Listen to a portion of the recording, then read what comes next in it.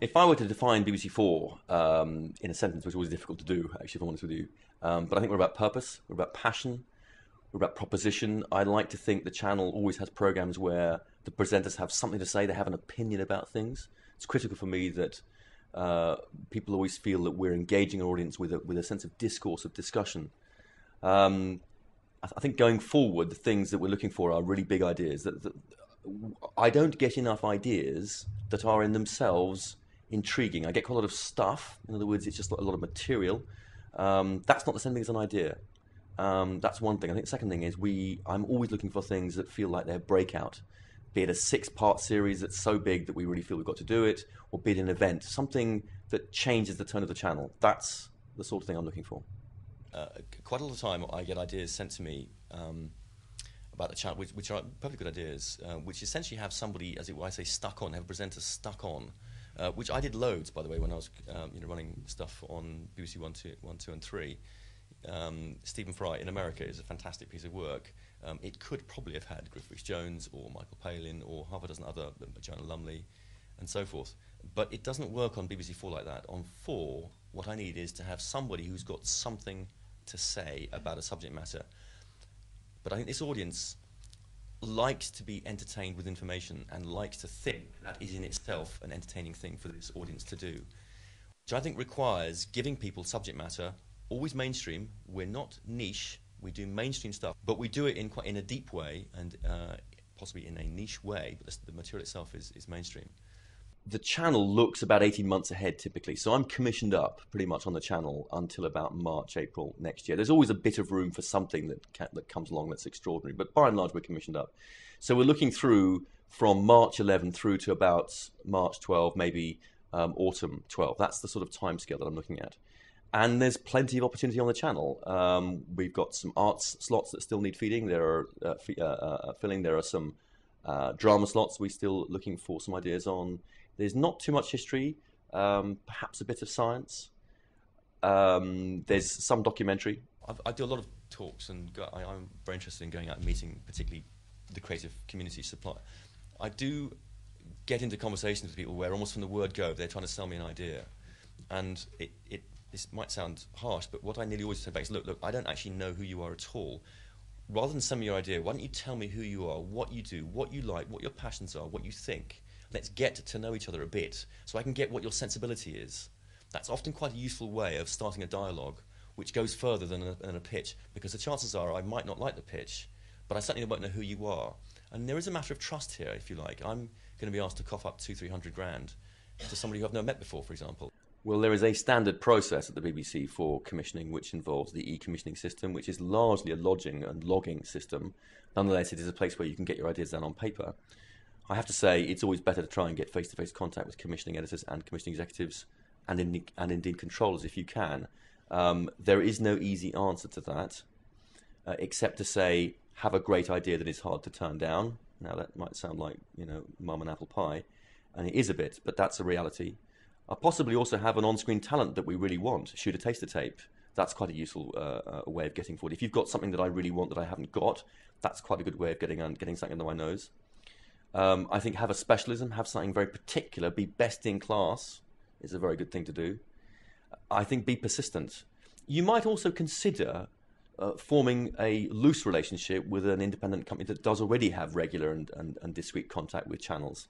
That might be quite a good way. Recommendation, trust, understanding, they really count in this business. We are a dialogue business. We are about eye to eye. And being able to forge a relationship with somebody who already has that might be quite valuable.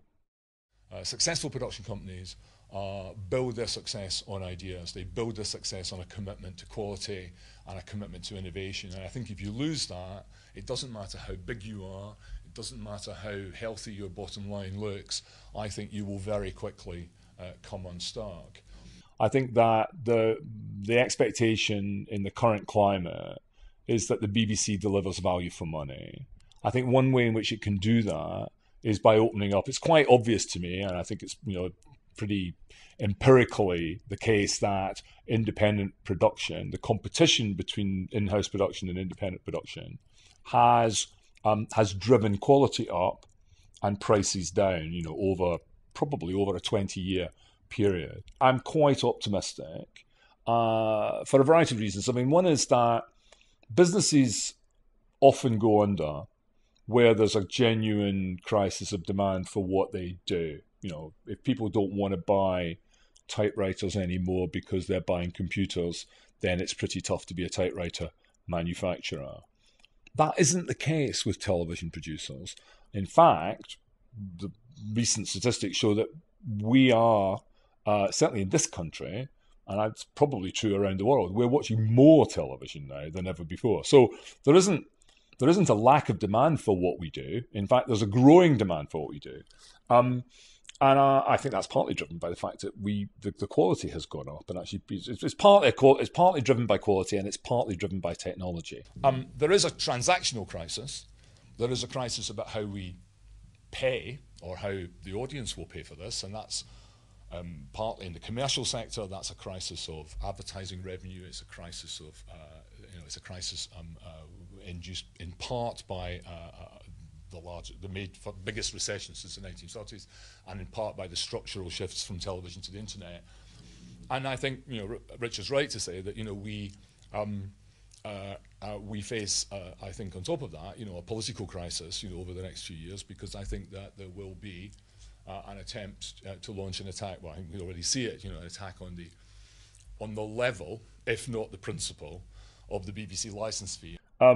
Being close to your customer is really important. The problem with television, of course, is that it's still slightly unclear, or often slightly unclear, who your customer is. I think cultural proximity to the audience is really important. I think that, and I think sort of being close to your customer, your broadcasters, in the sense of understanding what they need is important. And to the extent that geographical proximity helps that, then obviously, I mean, I'm not going to deny that, you know, being close to your customers physically is an advantage. But, you know, we've built a very successful business in America over 15 years on both the East Coast and the West Coast, without ever having to go to, you know, I've never lived in New York or Washington or LA. But actually, you know, I've made millions of pounds worth of television programs for those markets and continue to do so. So I know things are tough, and I know it's particularly tough out here. But I also think that, you know, we are still in a pretty strong position in the UK. The combination of the core funding of the BBC, the terms of trade that independent producers have, and our standing in the world creatively, I think makes us compared to most. I mean, and I spend quite a lot of time going around the world talking to, you know, if you think it's tough being a British producer, you should try talking to the Australians or the Canadians and or the French for that matter. You know, it's you know, I mean, we are in quite a strong position here. So I'd like to finish on a kind of optimistic note. Thanks very much.